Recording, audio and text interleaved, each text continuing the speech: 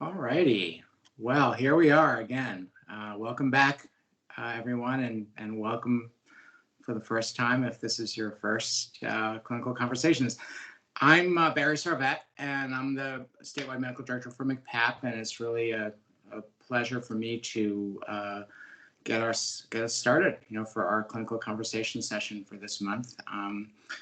We, as you know, meet on the fourth Tuesdays every month, except for July and August. And so our next session will be June 25th.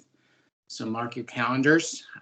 Today, we're really fortunate to have a wonderful speaker who I'll introduce on the topic of suicide prevention in pediatric primary care, particularly introducing a new clinical algorithm that we are publishing from our MCPAP to add to our set of clinical algorithms for MCPAP.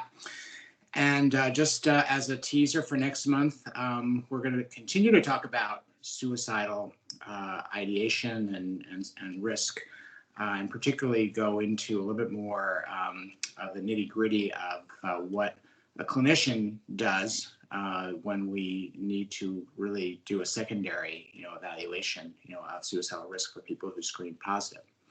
So before we get started, just some housekeeping. As you can see on the screen, the CME information is available, and you can call and enter that code that's listed, the QED-NED code for today. As always, we record our sessions, and the recordings and slide decks will be up on the MCPAP website at www.mcpap.com. We will be glad to, and actually more than glad, we really want you to ask questions if you wonder about anything as you're listening to the presentation. And feel free to bring in clinical examples as long as you don't include any PHI or and just make sure it's de-identified. Because this is a clinical conversations program, and we want to talk to you. And at the end, please, if you would be kind enough to answer, the survey that we send to you, so that we can kind of know, how you feel about the topics that you're getting in the program, and suggest future topics as well. All right, so the speaker for today is a friend of our program and also really, just a member of our team, Dr. Dan Dickstein.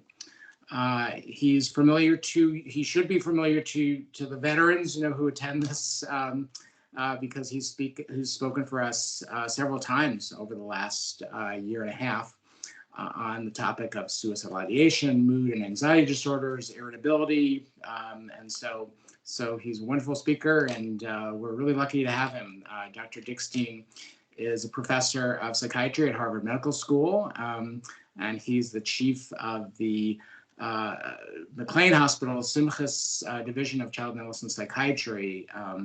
He is a physician scientist, uniquely trained, and is triple board certified in pediatrics, adult psychiatry, and child and adolescent psychiatry. His lab at McLean Hospital is called the PD Mind program, and it's focused on understanding and identifying the brain and behavior basis behind mental health disorders in children and adolescents. His interests are, as I alluded to, irritability, bipolar disorder, suicide risk prevention, non-suicidal self-injury, and he is interested in the diagnosis, treatment, and prevention related to all of those issues. He has received NIMH funding for his research, as well as funding from the American Foundation for Suicide Prevention, as well as the Brain Behavior Research Foundation and the Hood Foundation. And he's been awarded for his mentorship and education, and his research as well. He's a recipient of the NIMH Mentor of the Year Award. So I'm going to hand it over to Dr. Dickstein, and we look forward to a really interesting presentation and a good discussion. Thanks so much, Dr. Sarvet. It's a pleasure to be here with you and with everybody to talk about a very important topic about youth suicide. And as you said, this is really sort of a paired talk. There'll be another talk in June with MCPAP. This is a we talk, not a me talk. So this is not going to be about my research and stuff like this. I have the pleasure of representing MCPAP and a number of different teammates from MCPAP who have worked hard on trying to provide an updated suicide algorithm guideline. And so it's a pleasure to represent that work and to partner with pediatricians as someone who is trained as both a pediatrician and a child psychiatrist. We have 4 things we'll talk about. So the scope of problem of youth suicide, screening for suicide, especially talking about the updated guideline. We have a little bit of bonus features, so some additional assessment tools for those who are interested in doing even more work, and then a chance for us to discuss and learn from one another. So the scope of the problem of youth suicide. So the problem is that suicide is the second leading cause of death, starting at age 10 and going all the way to age 34. As you can see from this busy slide of how we die by age group, suicide, again, is the second leading cause of death, starting at age 10, all the way up to age 34. This means that all of us as child and adolescent and young adult providers need to be thinking about how we help our patients and families with suicide. If you look at data from the mid-70s to the present, while there are fluctuations in deaths by suicide, by and large, these are basically straight lines. So in some ways, the fact that suicide is the second leading cause of death is because we actually have had triumphs in other areas that have gone down in terms of mortality, most notably cancer, where, again, survival and clinical improvements have vastly gone up. It's not just death by suicide, right? So death is the tip of the iceberg. It's all the other things that go into this, as all of you all know from working with kids and young people.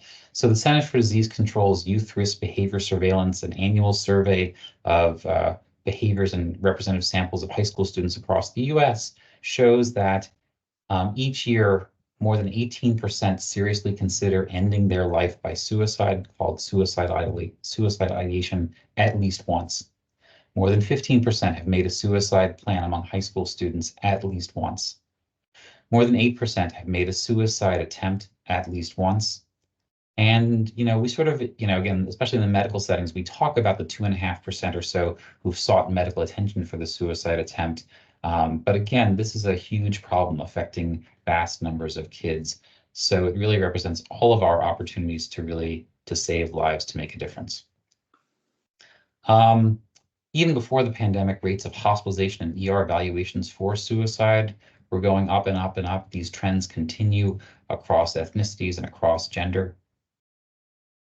And really, the pandemic has sort of pushed our so-called system to the breaking point. There's increasing recognition of the importance of mental health care for children and families, including the joint declaration of a state of emergency by the American Academy of Child and Adolescent Psychiatry, ACAP, the American Academy of Pediatrics, AAP, and the Children's Hospital Association of America, which was in the same year that the US Surgeon General decried a crisis in youth mental health. This continues despite the fact that the pandemic is less of an omnipresent issue. And then there's decreasing access to affordable mental health care that's exacerbated by some of the healthcare economics and provider shortages and burnouts. Talk of lots of physicians leaving the practice, same thing for nurses, same thing across all various healthcare fields. So that's the scope of the problem. How do we get to help? Also, importantly, this is from the American Academy of Pediatrics website. They have a blueprint for youth suicide prevention, which I would suggest people take a look at. There's tons of information here from the American Academy of Pediatrics for primary care providers. And among the information there is this important difference between screening and assessment. And kids often need both, but the focus of the MCPAP guideline really is on screening. So suicide risk screening is rapid. It's a way to identify someone who needs further assessment for risk. There are lots of methods, including verbal asking, self-report, or pen and paper forms, or even computer questionnaires. And because we don't have the tools that can accurately predict an individual's risk in 1 hour, 1 day, 1 week who will die by suicide, Anyone who is detected as at risk by screening needs a briefer but longer risk assessment to follow up on the tool. And this is sort of the inverted wedge. So screening, what we'll talk about, should take about 20 seconds or so. A brief suicide safety assessment could take 10 minutes or so. And this inverted pyramid helps figure out progressively who needs detailed or emergent evaluation or treatment. In contrast to screening, a risk assessment is comprehensive. It's to confirm suicide risk, to assess risk and protective factors, and to guide next steps.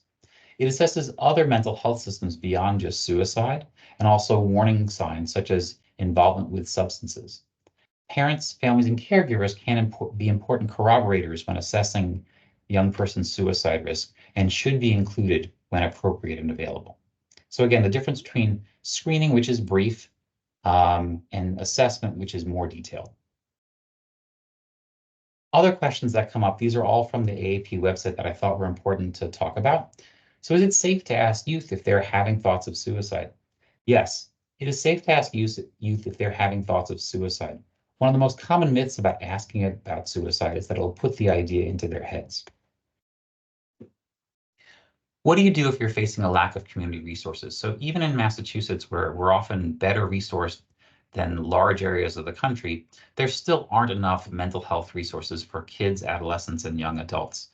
According to the AAP, it's all about a team approach, not just sort of partnering with other providers or higher levels of care, but also thinking about what are the tools people can use to be helpful, including safety planning and lethal means restriction or harm reduction, which we'll talk about sort of in the third part of the talk, partnership with school, community, or faith-based or other organizations. And lastly, we are lucky, I think, in Massachusetts to have MCPAP, which is the premier pioneer organization of child psychiatry access programs. And as evidenced by this talk, next month's talk, the work on the guideline, all of us at MCPAP are here to help. We want to partner with you to help our kids and families. The AAP talks about the asthma analogy. So most pediatric primary care providers are not pulmonologists, but primary care providers regularly treat youth with asthma and support them in managing systems. If a primary care provider encounters a patient with a complicated case of asthma, they'll refer that patient to a pulmonologist. And suicide prevention is really kind of just the same thing. The screening can be straightforward and uncomplicated, just like asthma treatment, where you screen for risk factors, you provide standard resources and supports, and then you refer out for specialized care when needed. A lot of people ask, can I just screen for depression? Unfortunately, screening for depression is not enough. And the reason is because while it is important to screen people for depression, just like other mental health issues, not all people, especially kids and adolescents who are at risk for suicide, will actually have depression symptoms. And research has shown that screening just for depression, again, is important, but is not sufficient for identifying suicide risk. For example, the PHQ-9A is a great depression screen, but it missed 36% of pediatric patients who screened positive for suicide risk, and it missed 56% if just thinking about item 9. So the basis of the MCPAP suicide screening algorithm relies on the ASK, the ASQ, the Ask Suicide Screening Questions. This is a tool developed by NIH, and much of the pioneering work also occurred in Boston Children's Hospital. And it's relatively straightforward, should take only a couple seconds. Kids are asked 4 questions. In the past few weeks, have you wished you were dead? Yes or no? In the past few weeks, have you felt that you or your family would be better off if you were dead? Yes or no? In the past week, have you been having thoughts about killing yourself? Yes or no? And 4, have you ever tried to kill yourself? If the answer is yes, there's a follow-up to ask about how did somebody try to kill themselves and when did they do it? If they answer yes to any of the above, the follow-up question number 5 should be asked. Are you having thoughts of killing yourself right now? And if so, you want detail about it. For anybody who hasn't seen the ask, this is freely publicly available and disseminated. It's both on the AAP site and it's also on nimh.nih.gov research with a whole bunch of other stuff that you can see in the slides, which will be shared. Which brings us to the MCPAP algorithm. And I'm going to slowly go through this from the top left to the bottom right. So suicide screening again is a brief screening of symptoms to find out who might be at risk. Assessment is much more comprehensive. The ask should take about 20 seconds. The idea is that you want to identify somebody who's having suicidal thoughts with items 1 through 4 of the ask verbally. Moving down, if 1 through 4, if any of the items 1 through 4 are yes, or if the kid doesn't answer, then you should proceed to question 5, which is the one about imminent suicide plans and risk. If they answer items 1 through 4 no, then that's the end of your screening. They've screened negative, and you can potentially provide some guidance about, that all kids are at risk for suicide, and appreciate the chance to sort of talk about mental health things to let them know that your practice is open to being a partner in this. However, if you're in the middle, if they ask item 5 about imminent plans of suicide, if they say yes or they refuse to answer, our suggestion by MCPAP is to call the Massachusetts Behavioral Health Helpline. The number's on the algorithm, as is the website, for a same-day assessment, or potentially transfer them to a more acute setting for a more comprehensive risk assessment. On the other hand, if the ask item 5 is no, then but the other items 1 through 4, any of those are yes, then the question, and this may depend on your practice setting, is there an integrated behavioral health clinician, or is this something that you as a primary care provider feel comfortable doing? If the answer is yes, there's someone who this is their role or this is their interest, then they would perform a safety assessment. If there isn't somebody available, then again, at the bottom in the yellow, you would call the Massachusetts Behavioral Health Helpline for an urgent within 2-day assessment, or connect the patient to a current behavioral health team. Moving again towards the right, that safety assessment, just because they have a safety assessment does not mean they will necessarily need to be admitted or go to a higher level of care. But that safety assessment is designed to evaluate imminent risk of suicide, which again, we have lots of risk factors, but unfortunately the data suggests nobody is perfect at predicting who is at imminent risk. But based on that assessment, additional resources could be offered, including the suicide hotline, coping strategies, mean restrictions or harm reduction, especially of guns or firearms, and also safety plan. So this is the basics of the guideline for screening of suicide. Obviously, there'll be variation in how practices implement this, but some things that are important to share, because it's understandable that some people may feel like, this is a complicated topic, or how will this be handled in addition to all the other things that primary care providers have to handle. So this is a study about using the ask, and excuse me, in a study of over 250 pediatric patients using the ask, where about 11% screened positive for suicide risk and 1 had imminent risk. In general, the patients, parents, medical staff found that this screening method was helpful, was useful, and everybody found it to be a benefit without it being too burdensome. And Lisa Horowitz is one of the main drivers behind the ask. So just to sort of put that out there. Hey, Dr. Dickstein. Yep. If I don't know if you're going to speak to this a little bit later, but at some point, we'd love to hear about sort of the entry into this algorithm, as far as how to identify patients, for whom this process really is appropriate, whether it's universal versus triggered by a clinical awareness, or some clinical kind of phenomenon that happens in the practice. That's a great question, Dr. Sarvet, and I appreciate your jumping in because it makes this more interesting for all. What I was going to get into is there are recommendations for this kind of screening. Is that kind of what you had in mind about screening by ages and also setting?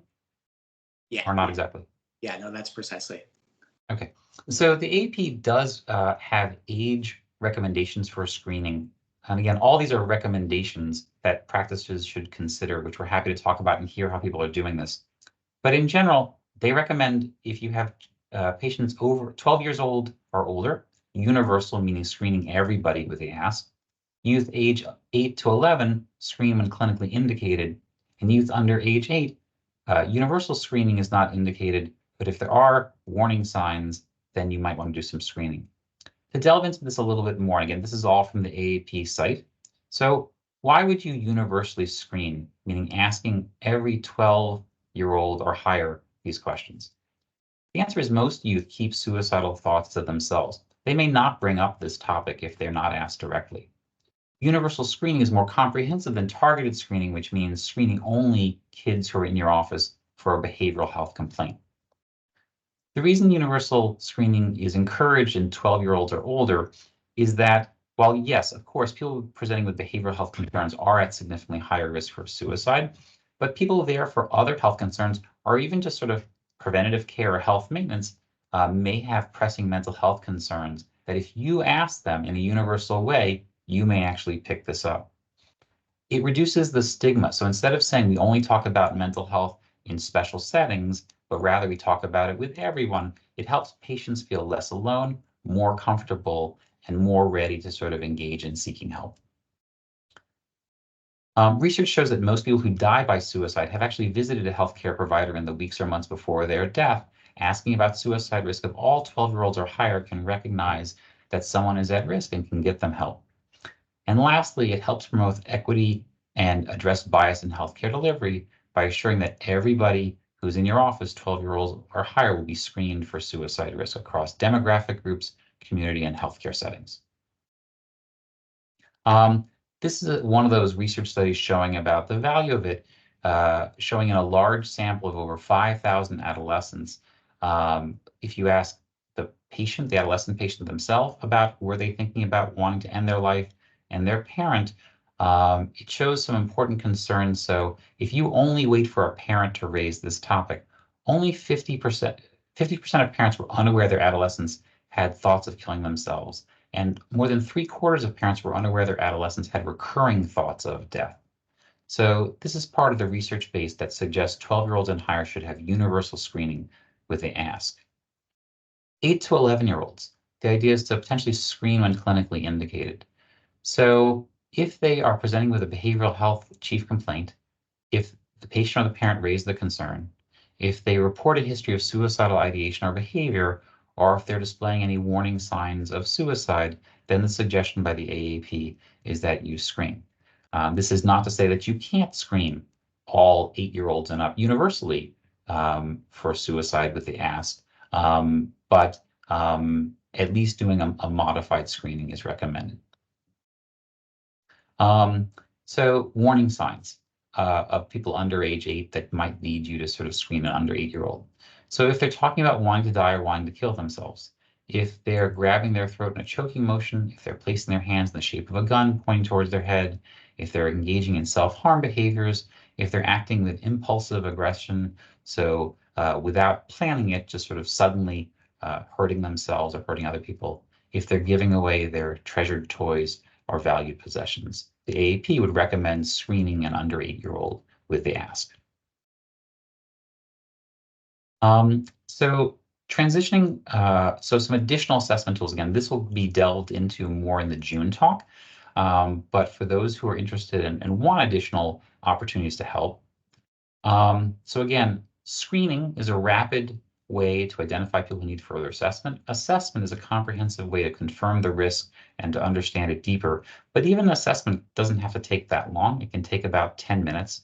And much like the MCPAP depression guideline that has tools for people to do a little bit more of an assessment of depression in addition to the screening, we wanted to give you some additional tools for suicide. The ASK actually has the tools, and again, these are all available on both the AAP website and the NIH website. They walk somebody through what a behavioral suicide safety assessment is, literally saying what you have to say, praising the patient. I'm here to follow up on your responses to the suicide risk questions. These are hard things to talk about. Thanks for telling us about it. I need you to ask more questions. Then you ask the patient some additional questions, including aspects of the suicidality, frequency, is there a plan, has this happened in the past? Ask about associated symptoms, depression, anxiety, impulsivity, hopelessness, anhedonia, isolation, irritability, substance use, sleep changes, appetite changes. And again, gives you the words, in the past few weeks, have you felt hopeless, like things would never get better? Ask about social supports and stressors. Is there a trusted adult you can talk to? Who is it? Have you ever seen a therapist? Family situations, school functioning, bullying. Do you know anybody else who's killed themselves or has tried to kill themselves? That's called contagion. And do they have a reason for living? You're supposed to, for the assessment, you need to interview both the patient and also the parent. The ask does actually give you questions about how do you ask those very same questions to the parent. Tools you can use besides the safety assessment are making a safety plan. A safety plan is basically a way of putting at someone's disposal some ways to help them get through some of the acute situations that might trigger suicide. It's not a perfect way to prevent it, but it can be extremely helpful. There's lots of research showing that a safety plan can reduce kids' and adults' risk of suicide. There are lots of ways you can do a safety plan, and one website, for example, is mysafetyplan.org. You're basically asking the person, what are your warning signs? How do you know when you're starting to experience those thoughts or feel overwhelmed? How do you feel physically or mentally? What are your strategies? What can you do on your own to stay safe? What are your distractions? What people, places, or activities can make you feel better, even if just for a little while? Who are your supports? Who can you talk to when you're feeling this way? What about professional supports? Do you have them? Who are they? Or do you need them? And then your environment. Do you have access to any weapons that you might use to harm or kill yourself, like a gun or a rifle? What can we do to make it harder to access and use those things in a moment when you're feeling those things? Based on this, the VSSA has three possibilities, whereby you'll either figure out the person is at low risk and might need an evaluation, but not an urgent one. They might need further evaluation because there still is a fair amount of risk going on, or they're at imminent risk, in which case they need to be seen emergently for a full mental health screening. There are resources. So there's the National Suicide Crisis and Lifeline, calling 988. But I think it's interesting, they actually have a tab, as you can see below towards the right, about youth. And if you go to that youth tab, this talks about both for the child or adolescent, how can they get support, but also talks about how providers can help youth. So wrapping up, I want to thank everybody for the opportunity to get together. The screening, assessment, risk formulation, collaboration with MCPAP and primary care providers, mental health treatment. This is all about the Swiss cheese model of care. The idea is that we don't want people falling through all the holes. As long as the different slices of Swiss cheese don't perfectly line up, we'll catch and stop people and reduce people from dying by suicide. It's going to take multiple layers. There is no one slice of cheese that solves this all. So we ask you to think about using the suicide screening questions of the Ask to screen youth for suicide.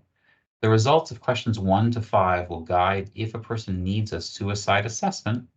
There are resources, the Mass Behavioral Health Hotline, and also the Integrated Behavioral Health Clinicians are primary care providers who want and do an additional assessment. And we at MCPAP are your partner in this effort. Here's the guideline just to sort of help you sort of see it one last time. And I'd appreciate the chance to hear questions, feedback, or other thoughts. And again, really glad to be part of the MCPAP team who has pulled this together. Thank you so much, Dr. Dickstein. Yeah, we would love to be able to entertain some questions. Looks like one person asked if we can share the algorithm via email. And I think if we have everyone's email addresses, I think we can certainly do that.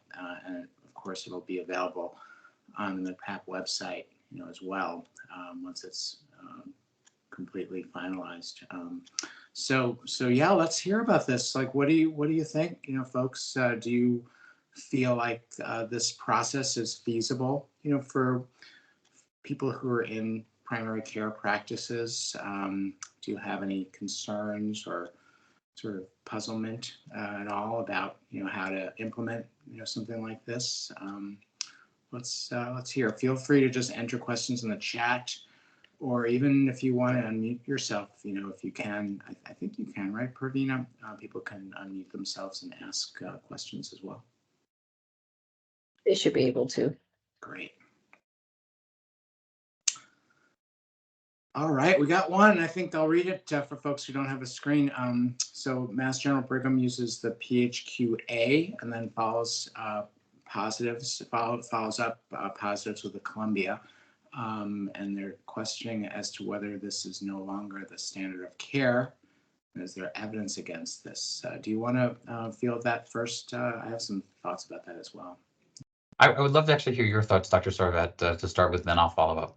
Okay, so the PHQ-A, my understanding is that that's actually as people may know, the adolescent version of the PHQ-9, and so it's a depression screen, and so this kind of really speaks to, I think, one of the points that Dr. Dickstein was making in the beginning of the presentation, that depression screening is not the same necessarily as suicide screening. It certainly the PHQ-A and PHQ-9 have a question, about suicidal ideation, but it's not considered to be adequate, really for fully screening, sort of the population, population for suicidal risk. And so it's not that you shouldn't do that, but it's really more of whether you need to do more, than that, and that, it sort of goes into what I was alluding to before, as far as whether or not, we should be, recommending, a universal, screening approach in the way that we do for depression, or whether or not we should have, more triggered kinds of screening processes. And so our algorithm is not saying that you necessarily have to do universal screening, or that we're saying that you definitely should, that it really gives people the option of deciding, for their own practices, whether or not to do universal suicide risk screening. Now, the U.S. Preventive Health Services has recommended universal screening for depression in adolescents, but we do have a recommendation from the AAP for universal suicide risk screening for 12 and up. But there's still some controversy about that, and the AAP has weighed in on that, but the National Preventive Health Service has not, sort of gone along with that in terms of saying that every child above 12 should necessarily be screened for suicide risk. So I'm not sure if I answered the question precisely, other than to say that no, we don't feel like we would want to contradict the use of the PHQ-A universally for adolescents, but the question is really whether or not you would add a suicide risk screening procedure to that, to be used universally, and that's kind of something that we're still kind of being relatively agnostic about at this point, at least from a I think the only thing I would definitely underscore the idea that, so there is data to show that just screening for depression is not sufficient in identifying people who are at risk for suicide. There's data besides what we showed talking about up to 50% of people who unfortunately die by suicide may not have identified mental health symptoms but before they die by suicide. So just screening for just depression, just anxiety is not sufficient. The good news is, though, many of these screening measures are very quick. I think in regard to the ASK versus the Columbia versus whatnot, I think what's nice about the ASK is it really guides people to exactly what you're supposed to say and what you're supposed to do in a way that's fairly comprehensive and I think useful for primary care providers. I think that's why in the end, the MCPAP team has sort of recommended the ASK as probably the go-to screening measure for primary care providers. But it's not to say the measures that were referenced in the chat aren't good measures. I wonder, Dan, if you could offer a devil's advocate argument or even explain, why you feel that the national or the U.S. Preventive Health Task Force did not recommend universal screening for adolescents, particularly for suicide risk, really to capture all those non-depressive kind of antecedents of suicide. So it's a good question. I mean, I don't know that I can represent their argument well. I mean, could you? I mean, I know that I will say I feel like as a country, even though suicide's been the second leading cause of death from age 10 to 34 for a long time now, I do feel like in some ways it's easier for people to talk about depression or anxiety than to talk about suicide. And so in some ways, I think the two pushback things that I hear when I talk to people about why wouldn't I want to universally screen people? So one is the sense of, is this sort of, is sort of a weighty topic that I shouldn't bring up? And again, I think there's plenty of data to show that that's not really true. I think the second thing that comes up is the idea of if you ask about this and if someone says yes, then what are you going to do? And there's a sense that it's harder to help somebody with suicidality than per se with depression. And I don't think that that's necessarily true, although obviously we at MCPAP would all want to partner with people who have those concerns. But do you have a better sense as to why? No, I think those two reasons have been cited, and I think the other is the approach in terms of the U.S. Preventive Health Services Task Force is pretty focused exclusively on sort of looking at whether or not there's data that suggests that the screening has the outcome of reducing sort of the prevalence of the outcomes that we're concerned about. Of course, completed suicide and injury and all kinds of harm. And I think that there's been an absence of data on that, and so the question is this sort of the best use of people's resources? One of the issues that we haven't talked about today is that, among children and adolescents, that suicide, so-called completed suicide, is often something that's an impulsive act. So if something's very impulsive and occurs in the moment, I think that there's a hypothesis that, doing kind of universal screening is not going to sort of influence, that, outcome, because it's something that if it's not going on at the time of that, sort of procedure, that you're just not going to pick it up, and then you won't know. And that could be the explanation for why, we don't have data that suggests that outcomes are influenced by the screening. Yeah. So I think that's true. Although again, I think there's a persuasive argument to be made. I think by the access and equity issue. So if people are asked regularly about this, while that doesn't necessarily help late at night, they're in their room, all of a sudden they have these thoughts, but it might, right? Because if they've heard a conversation by the person that's been their nurse practitioner or their doctor for years, who's talked to them about this, that actually might open a door to a conversation that otherwise is closed. So I think that's my understanding of the universal screening argument, even for young kids, that while it may not be easy to talk about, by opening that door, it allows maybe more conversations that could occur than currently do, especially when there is plenty of data to show that people who die by suicide have often visited a provider at some point in the past couple of weeks. So is that an opportunity that we could all partake of that might do something to finally reduce the rates of youth suicide? Right. Yeah. No, it's a testable question. Barry? Absolutely. John?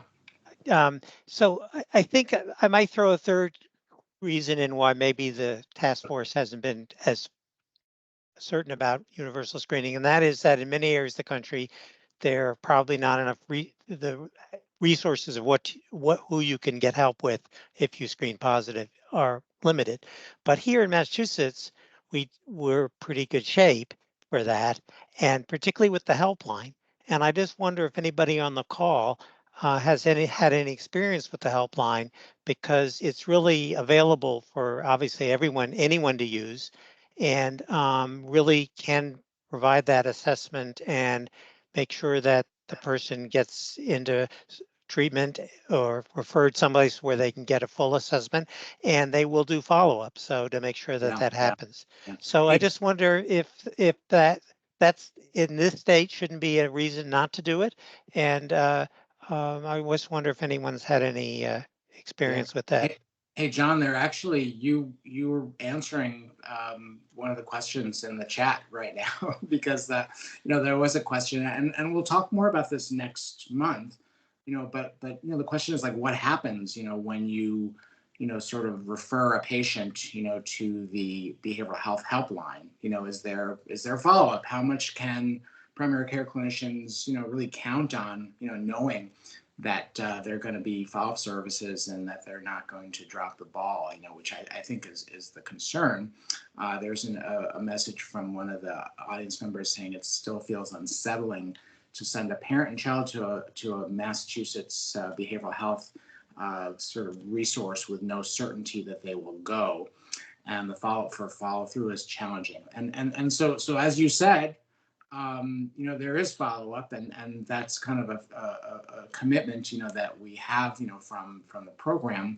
But you don't even have to trust that, because, we actually recommend that if you identify a patient with acute, suicidal risk, that you don't just kind of give them the number and tell them to leave, that you actually have them call, that line, while they're still in the office, to find a space for them, which is not always easy, of course. But, the idea is that you try to do kind of a warm handoff, because these are kind of hot, sort of cases, where you have acute suicidal risk, and you're going to want to make sure that, that nothing falls through the cracks. But I don't know if you want to add to that, John or Dan, as far as what people can expect, when they refer cases to the Massachusetts Behavioral Health Helpline. No, I think, Barry, your last point is really key, and we maybe not have, I think it's in the algorithm, but we may not have made that clear enough that if the person's in your office, you really shouldn't let them go home until they have a connection with someone who's going to follow up, and particularly that they're not alone. Obviously, most kids are going to have families, but there may not be the family in the or caretaker in the office at that point. So you really have to make sure that there's a safety net for that patient. Yeah, I mean, I also think that this is, again, so not just the warm handoff, but also, again, this is a somewhat new-ish resource in the state of Massachusetts. And so I think as we get more familiar with it, it's a chance to build more partnerships, to learn from one another. I feel compared to other states, we're very lucky in Massachusetts to have a thoughtful resource about this, because like the slices of Swiss cheese, it's not going to be one slice that stops this. It's going to be all of us in different ways that tries to help kids from falling through the cracks. Yeah, a little practical tip might be helpful here too, that this is not a new issue, that for decades, ever since state of Massachusetts started their, crisis, mobile crisis and just regular, crisis services, that there have been cases, we've heard about, and some of us have actually experienced, where, you send a kid to a crisis, and then, you assume that they're going to take care of things, and then you find out that the patient was discharged home. You never got called as a clinician. You didn't know that they were, discharged home, and that kind of stuff. And so I always tell people, that the best practice, if you have to use, any, crisis response resources, is to call ahead. Let them know, that your patient is coming, or if you're sent them by ambulance, or if you've recommended that the parent bring them, or whatever.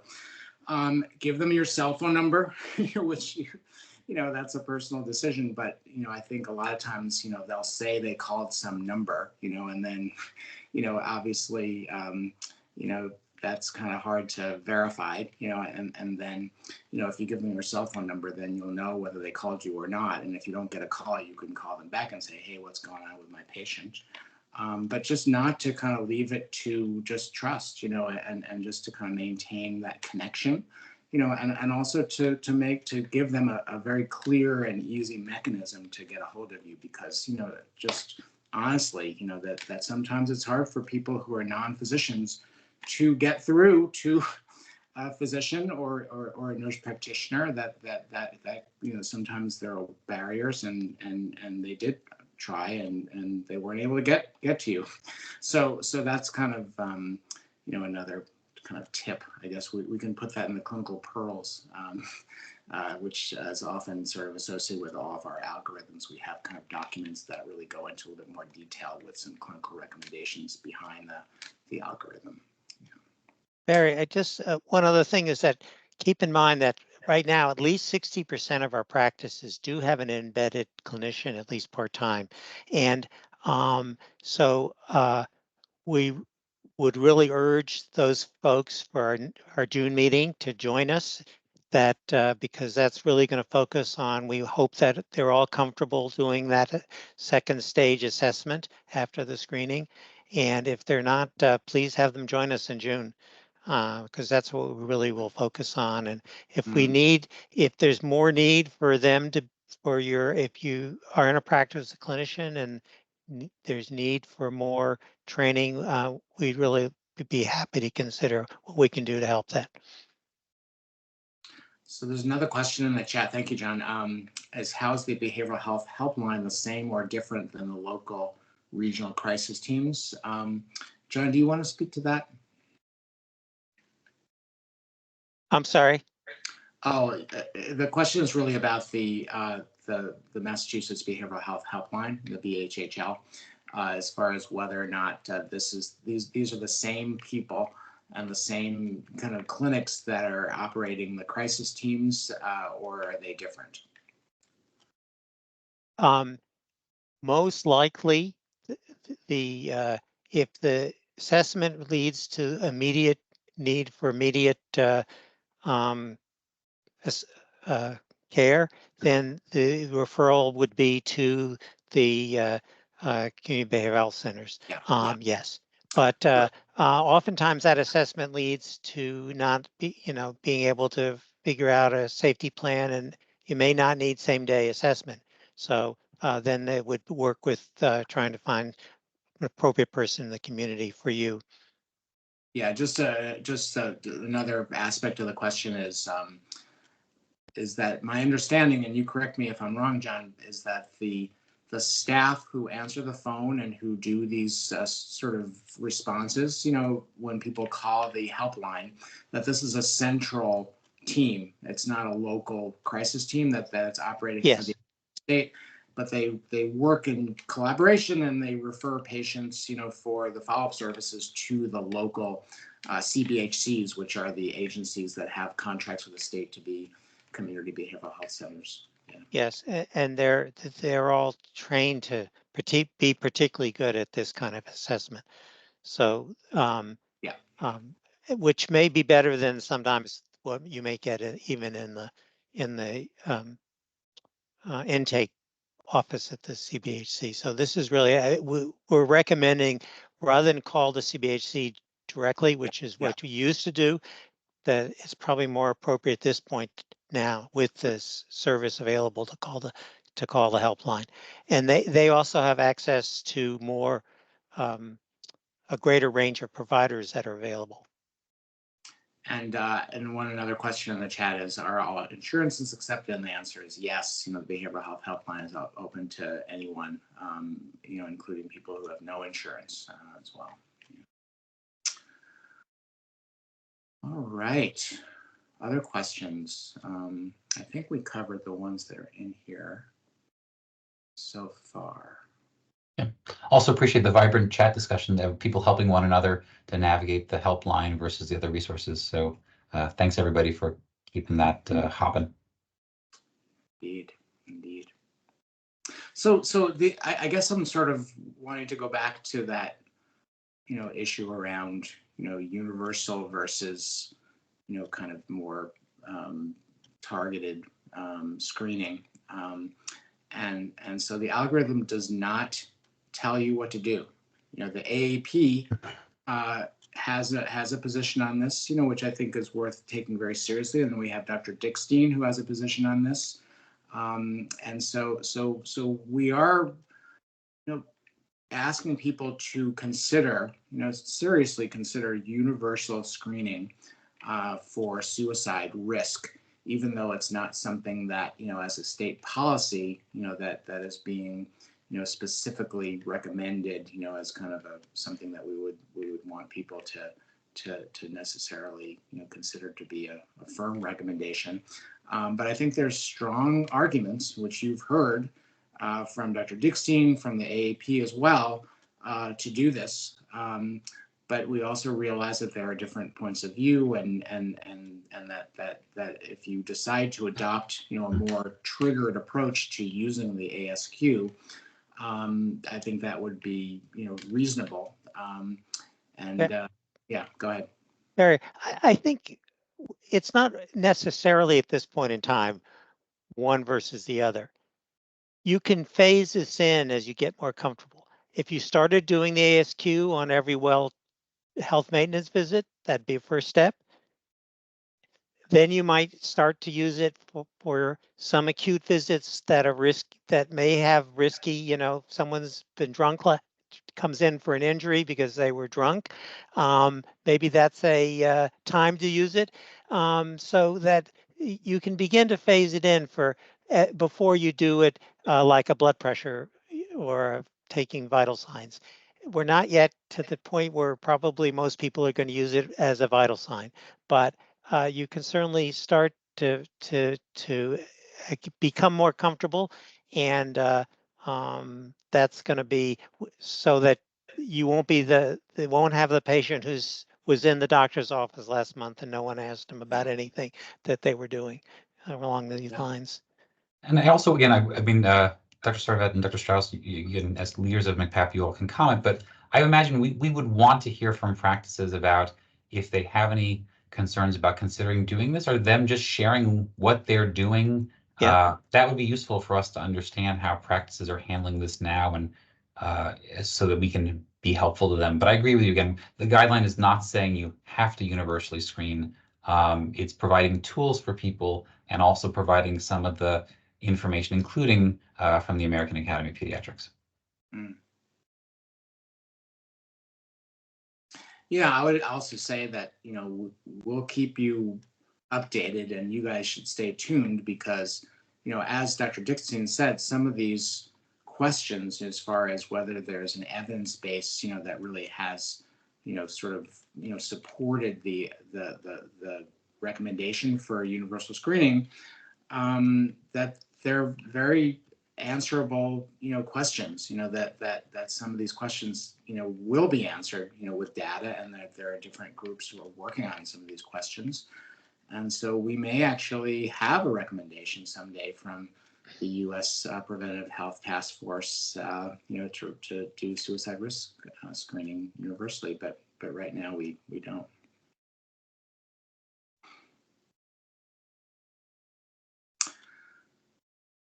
Nice comments from the chat.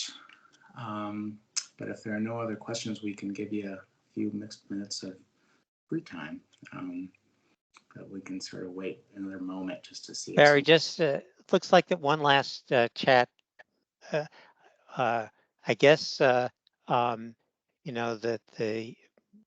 may have undersold the mobile crisis teams a little bit, that they are supposed to do, if they get a call from, do a full crisis evaluations on anyone who calls.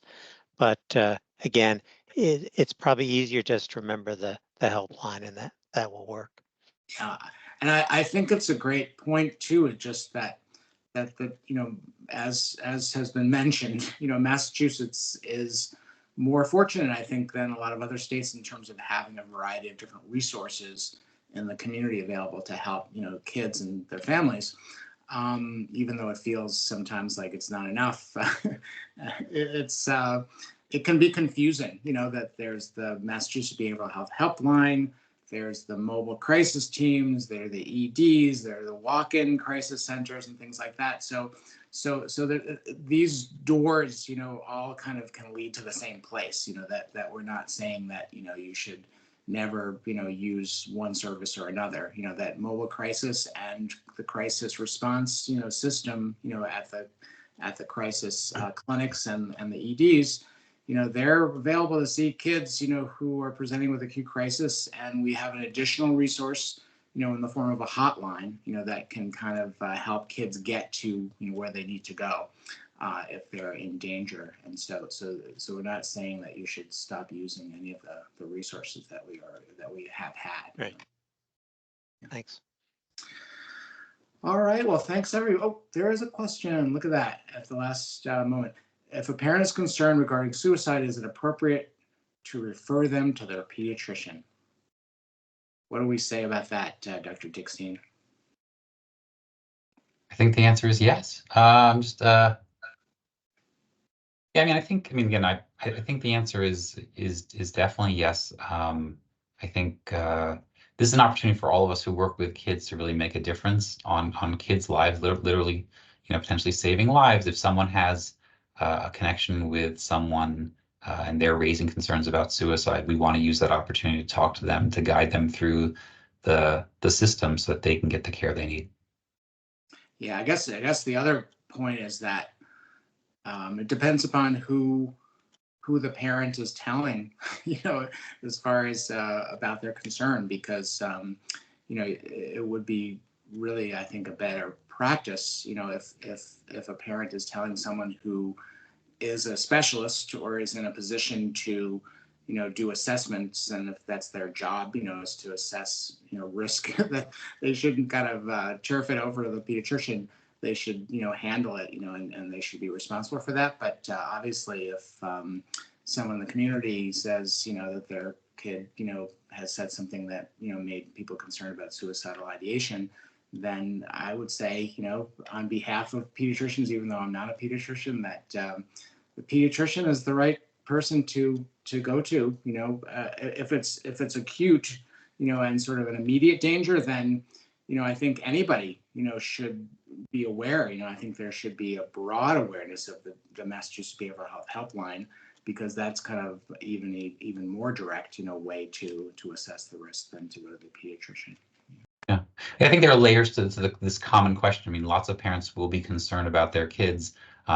Who can they contact could range from the child's primary care provider and pediatrician, school counselor, faith-based person, the suicide hotline, the AAP site has stuff. So again, the idea is there are lots of layers. I think what we all agree, we don't want the parent just sitting on the concern.